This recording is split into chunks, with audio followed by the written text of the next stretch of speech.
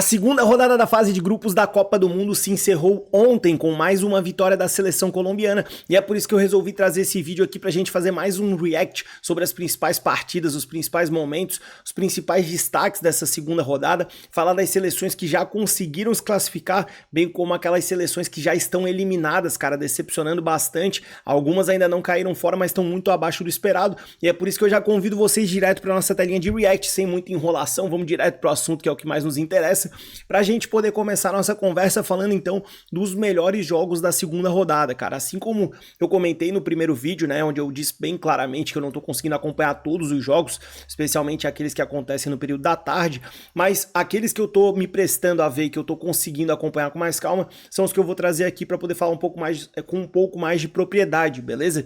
E eu começo citando logo Alemanha 2, Costa do Marfim 1, cara, um jogaço. Essa seleção da Costa do Marfim, ela realmente tem chamado bastante atenção, cara, são peças espetaculares, um time muito entrosado, muito bem treinado e que tá acostumado com esse alto nível do futebol europeu, né, queira ou não queira, hoje as principais peças do futebol mundial se concentram lá no velho continente e, cara, o time da Costa do Marfim, ele tem se demonstrado um time espetacular. Vencia o jogo sobre a Alemanha, acabou tomando gol de empate e já na reta final da partida tomou a virada com 2 gols do Undav, o atacante do Stuttgart, né? Um atacante muito bom, beleza? Já a segunda partida que eu trago como destaque aqui é Noruega 3, Senegal 2, cara, beleza? Essa seleção norueguesa fazendo um sucesso espetacular, eu vou falar um pouco mais especialmente sobre o Haaland logo mais, né?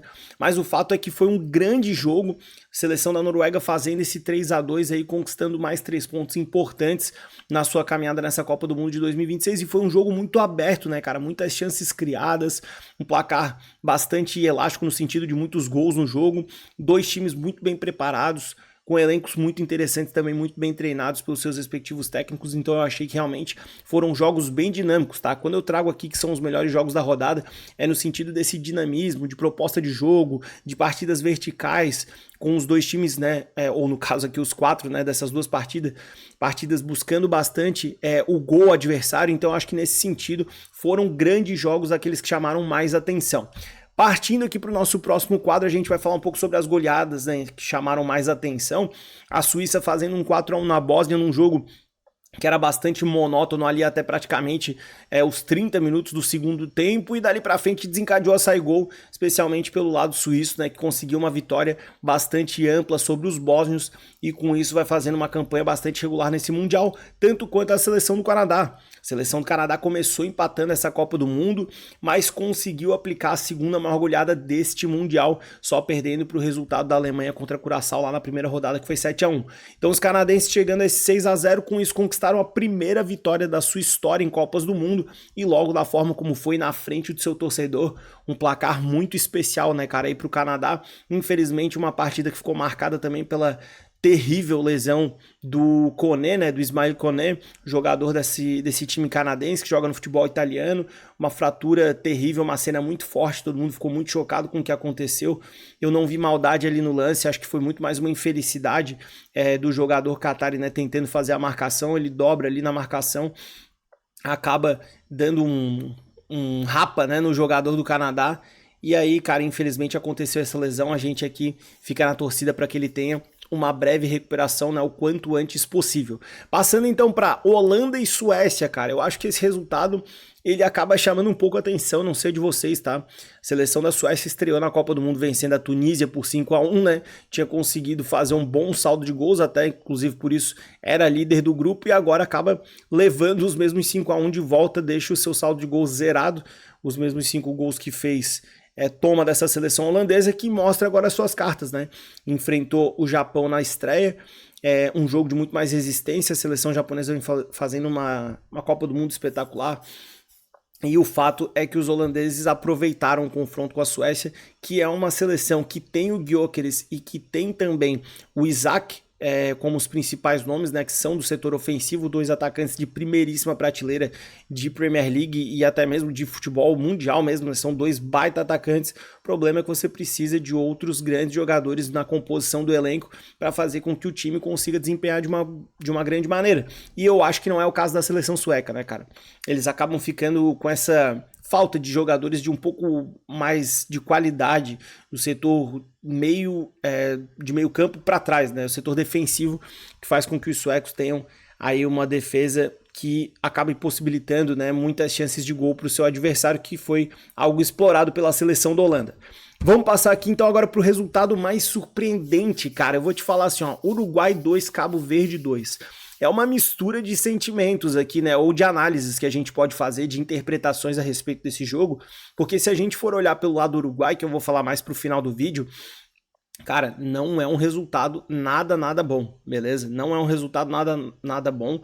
A seleção uruguaia chegou para essa Copa do Mundo sem ser favorita e sem também, acho que ser taxada ou considerada como uma das possíveis surpresas, mas também não tem um elenco tão fraco para empatar com a Arábia Saudita e para empatar com a modesta e queridíssima seleção de Cabo Verde, que vem se provando um gigante, né, dentro dessa Copa do Mundo, né? São verdadeiros guerreiros esses jogadores de Cabo Verde pelo que eles têm feito, pelo fato de ser uma seleção pequena, né, com todo respeito, mas por ser uma seleção de um país que tem uma população muito pequena, que tem pouca tradição a nível de futebol internacional, então realmente eles têm se provado gigantescos, e é por isso que eu coloco aqui como resultado mais surpreendente, porque Cabo Verde chega agora a 2 pontos nessa Copa do Mundo, meu amigo, empatou com 2 campeões do mundo, beleza? Só isso. Empataram com o Uruguai, empataram com a Espanha, que nesse último jogo, né, justamente dessa segunda rodada, fez 4-0 para cima da Arábia Saudita, então é pra gente ver o nível desse time espanhol.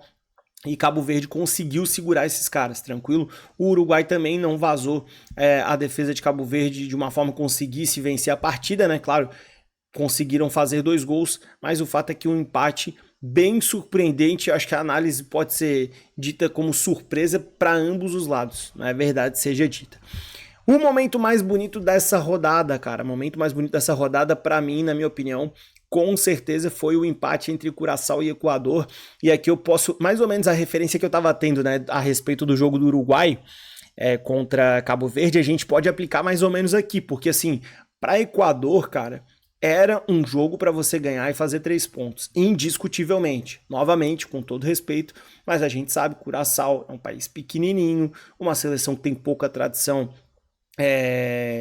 historicamente falando, então para Equador não conseguir vencer o jogo, não conseguir nem fazer um gol, cara, é realmente lastimável. Porém, para a seleção curaçaoense, para toda a nação deles, para todo o país, você vê esse momento do seu primeiro ponto em Copas do Mundo na história, cara, é muito especial. A emoção dos torcedores, você vê as pessoas realmente tomadas, né, por essa emoção, que é o futebol. Basicamente isso, cara. O futebol de verdade tá aqui, tá nesses momentos de alegria, de você ver um povo inteiro chorando, celebrando, comemorando junto. Eu tô muito feliz com esse ponto aqui de Curaçao, tanto quanto a gente celebrou demais o ponto de Cabo Verde na rodada passada e nessa também, né? E nessa também, vale dizer. Tranquilo? Agora, fazendo uma análise sobre o Equador, é realmente inacreditável o que eles têm feito nessa Copa do Mundo, beleza? Só que eu vou guardar para o final porque eu vou falar um pouquinho sobre as decepções. Vamos passar então aqui para os grandes personagens dessa rodada, que basicamente são os mesmos da primeira rodada, tranquilo? A gente fala aqui, claro, né, do Lionel Messi, não tem o que falar, né, cara? Os 5 gols da Argentina na Copa do Mundo saíram dos pés do Messi. É uma coisa surreal. Ah, mas os adversários são fracos, ah, mais isso, ah, mais aquilo. Cara, a gente vai normalizar o fato de um cara de praticamente 39 anos de idade estrear numa Copa do Mundo fazendo 5 gols, ou 3 gols, né? A estreia em si fazendo 3 gols, mas na rodada seguinte já fazendo mais 2, chegando à marca de ser o maior artilheiro da história das Copas do Mundo com 18 gols. É inacreditável, cara. É inacreditável. A gente tem que agradecer a Deus por assistir o Lionel Messi, tanto quanto o Kylian Mbappé, né, cara? O que tu vai falar de um jogador jovem como o Mbappé, que ainda tem no mínimo aí 2 Copas do Mundo pela frente, se não tiver lesões ou qualquer outro tipo de problema, e que já chegou à marca de 16 gols em Copas do Mundo. O cara já ultrapassou o Ronaldo, o cara já encostou no Miroslav Klose, e agora chega a essa marca e vai ficar brigando ali com o Messi para ver quem será o artilheiro dessa Copa do Mundo, e depois ele terá um longo caminho pela frente para poder se consagrar como o maior artilheiro da história das Copas do Mundo, beleza? Destaquezaço também pro personagem Erling Haaland, cara, tô aqui com a camisa do City em homenagem ao Haalandinho, sou fãzaço do homem, não tem jeito, 4 gols em 2 partidas, já se tornou o maior artilheiro da história da Noruega em Copas do Mundo, ele que já era também o maior artilheiro da história da seleção norueguesa, contando aí todos os campeonatos. O Haaland segue fazendo história, um baita de um atacante, chegou a perder um gol inacreditável, né, no jogo contra Senegal, gol aberto, ele acabou chutando, a bola bateu na trave, mas o fato é que ele é um grande jogador. O cara, ele é imparável, ele é uma máquina, ele é viciado em marcar gols, em quebrar recordes, e eu acho que ele tem que ser realmente aplaudido também, porque a Noruega não ia a uma Copa do Mundo desde 1998 e o cara já chegando fazendo 4 gols, beleza? A Noruega vai muito bem, obrigado nessa Copa do Mundo e graças principalmente aos gols desse cara. E aí, Cristiano Ronaldo, também não temos o que falar, né, cara? Cristiano Ronaldo foi muito criticado depois da primeira rodada, a imprensa, a mídia esportiva batendo demais, inclusive eu também fiquei muito reticente, tá, com a partida do Cristiano, que foi abaixo, como toda a seleção de Portugal, acho que não é algo para botar só nos ombros dele, mas ele veio para essa partida com sangue nos olhos e foi lá, já marcou mais 2 gols, mostrando para o que ele veio e se tornando o primeiro e único jogador a marcar gols em 6 Copas do Mundo distintas e consecutivas. O cara é uma lenda do futebol, não tem o que falar sobre Cristiano Ronaldo. Bom, galera, basicamente com todos esses resultados, com essas surpresas, goleadas e tudo mais, momentos bonitos da Copa, a gente chega para algumas primeiras seleções classificadas. A gente tem primeiramente a seleção do México lá no grupo A, que tem 2 vitórias. Os Estados Unidos no grupo D também venceram as suas 2 partidas e com isso já carimbaram o passaporte aí para a próxima rodada de 16avos, só faltando o Canadá, né, mas praticamente aí os países sede mandando muito bem nesse início de Copa do Mundo. Depois a gente tem a Alemanha no grupo E, como já era de se esperar, e quebrando aí o tabu que aconteceu nas últimas 2 Copas, né, da Alemanha caindo na fase de grupos, mas era muito difícil que isso acontecesse agora. E aí a gente tem Argentina no grupo J, uma das principais postulantes aí favoritas ao título, tanto quanto a seleção francesa lá no grupo I, que também já carimbou a sua vaga para a próxima fase, e a Noruega. É isso mesmo, meus amigos. A Noruega do Haaland, como eu falava anteriormente, já chegando aí nessa fase de 16avos, a melhor campanha da Noruega na Copa de 98, onde eles foram até as 8avas de final, acabaram perdendo para a Itália. Dessa vez tem uma rodada a mais, mas vamos ver, né? Lembrando que a Noruega pode sim estar no caminho da seleção brasileira, tranquilo? E aqui eu vou só pegar um gancho para falar o seguinte, cara, a Noruega e a seleção do Japão, que ainda não está classificada, elas realmente estão mandando bem demais nessa Copa do Mundo, e eu falei sobre isso no vídeo, tá? Vou até jogar aqui pra tela em geral. E eu falei sobre isso justamente no vídeo onde eu falo sobre as possíveis surpresas nessa Copa do Mundo, aquelas seleções que poderiam ser pedra no sapato. Então assim, o canal Camisa 5 tá cravando aqui, beleza? A gente só não tá cravando exatamente a seleção de Equador. E por isso que eu já chamo na tela aqui da decepção total, porque assim, cara, Equador chegava com uma pompa de ser uma possível surpresa, não como uma candidata ao título ou de chegar às fases finais, mas de que seria uma seleção para trazer mais complicações, e não foi isso que se demonstrou até agora. Equador está numa situação bastante difícil, foi derrotada para Costa do Marfim, a forte Costa do Marfim, como eu já disse anteriormente, num jogo que tinha sido bem disputado. O Equador chegou muito bem ao ataque, teve bolas no travessão, mas não conseguiu converter em gols, e aí depois acabou empatando, né, com essa seleção de Curaçao, e agora chega na última rodada enfrentando uma Alemanha fortíssima. Então o Equador corre sérios riscos, cara, de eventualmente ficar fora da próxima fase da Copa do Mundo, beleza? É improvável que isso aconteça porque a gente tem um confronto justamente entre Costa do Marfim e Curaçao. Porém, eu não sei como é que vai ficar ainda a questão dos melhores terceiros colocados. O fato é que Equador pode cair fora da Copa do Mundo, era uma das 3 seleções que eu cotava como possíveis surpresas, e assim, cara, decepção total, tanto quanto a seleção do Uruguai, que eu já falei um pouquinho aqui, né, mas que eu disse que eu iria comentar um pouco mais depois. Cara, o Uruguai não conseguir vencer a seleção de Cabo Verde e a seleção da Arábia Saudita, na minha concepção, é realmente uma tragédia, né? Assim, a superioridade técnica, ela deveria se provar, e tanto quanto pelo peso, né, histórico da camisa. Todo mundo imaginava um grupo com a Espanha como líder e o Uruguai em segundo lugar, né? Ou eventualmente até uma possível surpresa, né? Por que não o Uruguai surpreendendo, ficando em primeiro? Tem camisa e tem renome para isso, mas é uma campanha bastante decepcionante. A seleção da Bélgica é a mesma coisa, tá? A seleção da Bélgica tem 2 empates, cara, num grupo que era muito, muito, muito acessível. A forte geração belga, né, hoje já um pouco mais velha aí, com seus 3 principais nomes. O Kevin De Bruyne nitidamente, né, abaixo daquilo que ele já foi um dia, ainda é um craque de futebol, claro, mas jogando abaixo em termos de ritmo, em termos de condicionamento físico, tanto quanto e especialmente, né, o Romelu Lukaku, que foi muito abaixo no último confronto, salvo engano, contra o Irã, não é isso? Se eu estiver colocando errado, depois eu vou corrigir aqui nos comentários. Mas o Lukaku foi muito mal na partida. O Courtois, que pertence aí a essa trinca, né, lá da antiga geração de ouro da Bélgica, é quem continua saindo um pouco melhor, apesar da idade, mas para goleiro é um pouco mais tranquilo isso, né?